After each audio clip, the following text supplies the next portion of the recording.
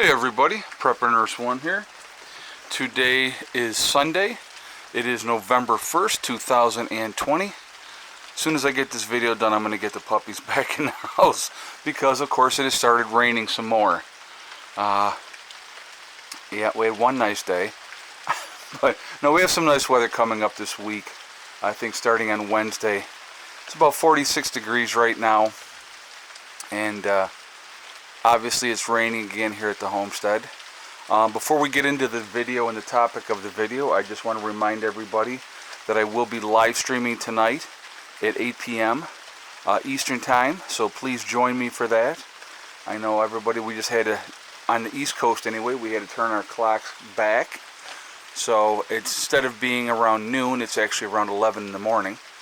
But just one of those kind of days that it's going to be. It's unpleasant. I guess is the right way. What are you going to do? So, anyway, so I will be live streaming tonight. I think where the topic is going to, well, I'll figure out what the topic is. I got a couple ideas, so we will discuss a couple different things, and we will go from there. We could maybe, I don't know, well, I'll figure it out. I got a couple ideas, so I'll pick the topic that I think is more important to talk about, and we will go from there. Okay, so but anyway, we're going to talk about this right now. We're going to talk about 8 things that can throw a monkey wrench into your plans that you have had as a seasoned, ready to go prepper, ready to rock and roll. You have your EMP plan in place. I'm going to give you 8 things that could really throw a monkey wrench into your plans. Okay, so let's talk about that. We're going to start out with this one. Number 1 is going to be no focus on self-sufficiency. So what do I mean by that? And I've talked about this a lot. I've talked about learning skills now that make you more valuable in a post-event, especially an EMP event. Having the skills and knowledge of knowing wild edibles, medicinal plants, you know, how to, build a shelter, all those different types of things. That could really throw a monkey wrench into your plans in a post-event, especially if it's an EMP type of an event. Okay. So number 2, immediate martial law. Now, this is not going to affect everybody, but it definitely will affect people in the city. So if they enact an immediate martial law, what would they do? How are they going to control people? Well, in the cities, it's going to be a lot easier than it is out in the country. But even in the country, we can still be affected if they cut off major highways and did not allow travel. So they would basically cut off, your throughways, your highways. They would block that off. They would limit travel. Now, out in the country, you obviously would probably still have some freedom of movement until you got into a town.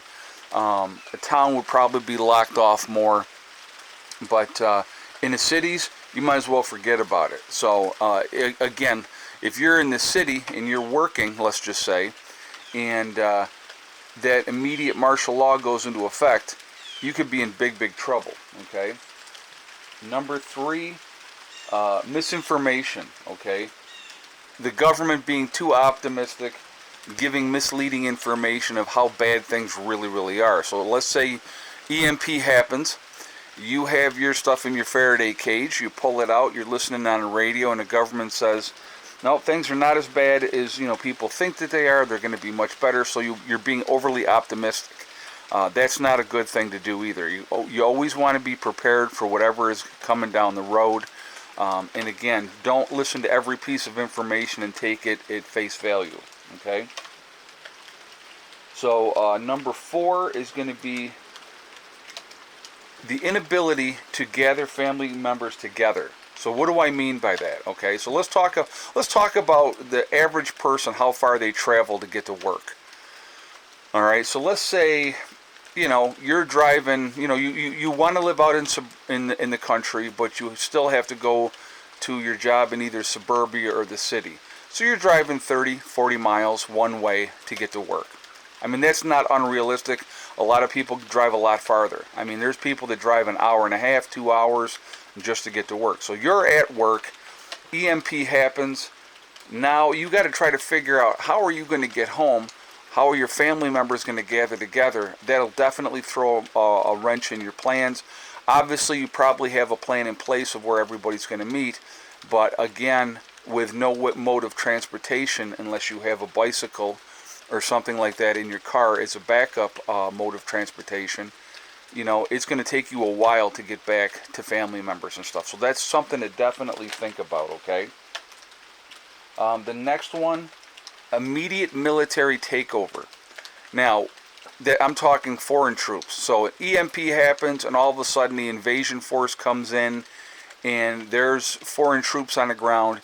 You have a lot more immediate concerns than your bug out plan or what you're going to do. It's called survival right off the very bat in that type of situation. So those are things that people really need to be thinking about as well. What happens in that kind of a scenario? All right. Failure of OPSEC. So obviously, you know, you don't want everybody and your brother to know what your plans are. Okay, if you have a game plan, you really don't want to be sharing that with everybody. Being a prepper that puts myself out there on YouTube, obviously it makes me a target. Okay, but again, you know, and I've said this before, the last thing somebody that has bad intentions is going to want to do is attack a prepper's retreat in a post-event, because it's not going to go well for them. All right, but you may end up with a lot more people showing up than you had anticipated, looking for help or looking to be part of your group. So let's see, the next one is living near a nuclear power plant. Now this one is obviously very tricky. I've talked about this many times. If we have an EMP type of an event, all of the fail-safes are not going to be working, because nothing is going to be working. And if you live within a short radius of a nuclear power plant, you better have some kind of game plan to get out of that area as quickly as you possibly can, because it's going to be a very dangerous area to be in. All right, very, very dangerous area to be in. Let's see, what else? The next one is going to be poor Faraday cage construction. So let's say you have your Faraday cage, you got all your stuff in your Faraday cage, you open up that Faraday cage and everything's already ruined because you didn't build that Faraday cage properly, you didn't test it out to make sure it was working, and all of your electronics that you had in that Faraday cage are now not working at all. So those are something to really, really think about. Let's see. I think that is all of them. Yes, okay. So anyway, if there's something else that you guys can think of. So this is just a few examples, and I really didn't go into great detail of how everything will affect everything else. But again, in an EMP type of an event, which is a possibility, it absolutely could happen. I'm not going to ever say no, it will never happen, but it definitely could happen. Something to think about, planning ahead, having plans for your plans. You know, I always try to think worst case scenario. Like when I was, my job was about, I'm trying to think, it was about 24 miles is what I drove when my last job that I had. And I used to think, okay, how long will it take me to get home if I got to walk home on foot? Okay, again, those are things that you absolutely need to be thinking about. What are your plans? How are you going to get there? What are you going to do? If there's no mode of transportation, what is your backup plan? Again, there's those folding bikes that you can get that you can keep in a vehicle. Not a bad idea to have something like that. Again, it's a lot faster riding a bicycle back home than it is walking. Okay? Might not be a whole lot of fun. You might have a sore butt afterwards, but you're going to get there a whole lot quicker. Again, always have a plan for your family. You know, make sure you have those plans as well. Where are they going to meet? How are they going to get there, especially if there's no mode of transportation? Always plan on worst case scenario. That would be my advice to anybody. Always plan on worst case scenario, because then you can look at stuff, and if it's not worst case, then you go, okay, well, it's not as bad as I thought it was going to be. We can adjust, we can adapt, we can overcome, okay? So anyway, really quickly, my website, preppernurse1.com, we have the Legacy Freeze-Dried Food Sale continuing on right now. That sale will be over on the 8th of November, okay? So you got 7 more days after today. So a week from today, the sale will be ending. You can save yourself 20% on your purchase. It will be taken off automatically when you check out. So if you're looking to add to your long-term food storage, freeze-dried food is one of the options. It's a great option because you can get it, set it aside, cool, dry place, and you can just forget about it. And it's going to have, like I said, 25-year shelf life. It's GMO-free, made in the United States. It is the largest portion size of any of the other freeze-dried food companies. Look at her. She's like, excuse me, I'm ready to come in. Why are you not coming? Molly, what's going on, baby girl? I know it's raining. I'll let you in a minute, okay? Give me a minute. So definitely take advantage of that, all right? Also, we have jdaga.com on my website, which is a CBD and hemp store. Definitely take advantage of that as well. CBD products are very, very good. They help with a lot of different things. Yes, I heard you. We'll be going in a second. Well, she says, I'm ready to go now. Okay, come on. So the CBD and hemp products are there. If you go, the link will be below. Also on my website at preppernurse1.com. You can go there and you'll see their logo. If you click on their logo, it will take you right to their website, okay? When you check out, make sure you use the discount code preppernurse1, and that is the number 1, not O-N-E. And you will save yourself 15% on your purchase. All right, so that is that. And also we have the Prepper Nurse 1 community also on my website, which is a place to connect with like-minded people. Definitely take advantage of that too. Join that. It is totally free to join. Excuse me, no credit card information is asked, so definitely take advantage of that as well. All right. Also, what was I going to say? Going blank here. But anyway, tonight, join me, live stream at 8 p.m. We'll have a great discussion. We may be talking about Europe, so I think that's probably going to be the discussion. A second lockdown is taking place right now throughout Europe. The UK, France, Germany, just to name a few, with everything that is going on. So let's pay attention to that, because what ends up happening there will definitely end up affecting us here. So let's be paying attention to things. All right.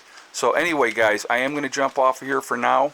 I hope everybody's doing well. Oh, yesterday we ended up with 3 eggs yesterday. I went in later, and one of the girls had literally just laid her egg, and so that was we ended up with 3 eggs yesterday. Like I said, the birds are all molting still. The weather has not obviously been the best, but so we just kind of go with the flow. But anyway, I hope everybody's doing well. I will see you all tonight at 8 p.m. Have a good day. Hopefully you had a wonderful Halloween and the kids got lots of candy, and you got big bags of candy sitting in your houses. So anyway, guys, I will see you all tonight. Remember, we are all in this together. That is important to remember. As soon as we can get past the nonsense and realize that we are one race called the human race, we're going to be in a lot better shape, okay? Also remember to hug and kiss the ones you love. Tell them every single day. Tomorrow is not guaranteed. We never know what's going to happen in life. So it's really important that we tell the people that we care about every single day how we feel. Also remember, guys, STD. It's one step thing a day.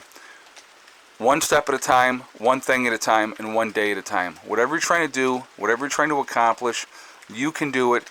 The only one that can stop you from reaching those goals is you. Nobody else can stop you. If you stay positive and stay away from the negativity, you're going to be just fine. All right? I will talk to you all later. Have a great day. Prepper Nurse 1 out for now.